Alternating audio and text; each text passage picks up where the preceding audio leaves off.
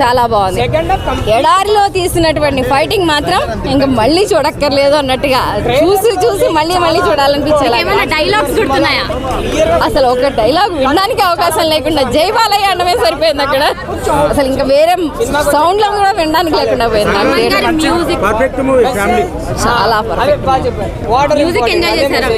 Music అసలు ఇంకా చెప్పక్కర్లేదండి. తమను కొడతానన్నాడు, కొట్టాడు అంతే. ఈసారి థియేటర్లో పేలిపోతాయి ఏమని ఆ ఉద్దేశంలో, కానీ నాకు మించే ఉంది డీజీఎం, చెప్పక్కర్లేదు అది. ఇంకా సూపర్ సినిమా జై Balayya. 1 line 1 word unstoppable. Cinema అయితే బాగా మాస్గా క్లాస్గా మాస్గా రెండు కలిపి తీశాడు. ఎప్పట్లో లాగా బాలయ్య ఎగిరెగిరి కొట్టాడు అలా ఏం లేకుండా ప్రాపర్గా డీసెంట్ ఇనఫ్గా బాగా ఫైట్స్ కొరియోగ్రఫీ కూడా బాగా చేశారు.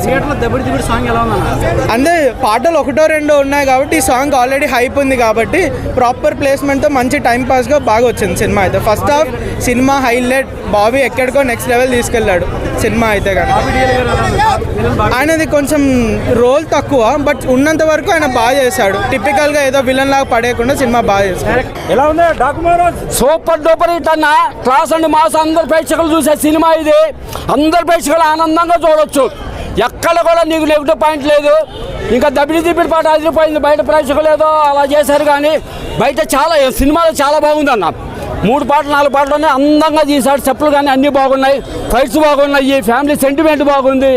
ఇంకా మీరు చెప్పేలాగా విడిగా యాక్షన్స్ బాగున్నాయి, తమిళ మ్యూజిక్ బాగుంది. ఎక్కడ నీకు బోర్ అంటూ లేదు, ఒక్క క్షణం కూడా బోర్ అంటూ లేదు. ఆనందంగా అందరు ఫ్యామిలీస్తో సంక్రాంతి విన్నర్ జై బాలయ్య. డైలాగ్ చెప్తా. జాకంటే గద్దల వేటరా, మహారాజ్ అంటే సింహాన్నిరా, జాకుమార సౌండ్గా చచ్చిపోతారు నా కొడకల్లారా. నా సౌండ్కి ఆగిపోతారు నీ గుండెలో. ఇదే నా తొడగొట్టి చెప్తున్నా. సింగల్ సింహం సంక్రాంతి విన్నర్ జై బాలయ్య అంతే.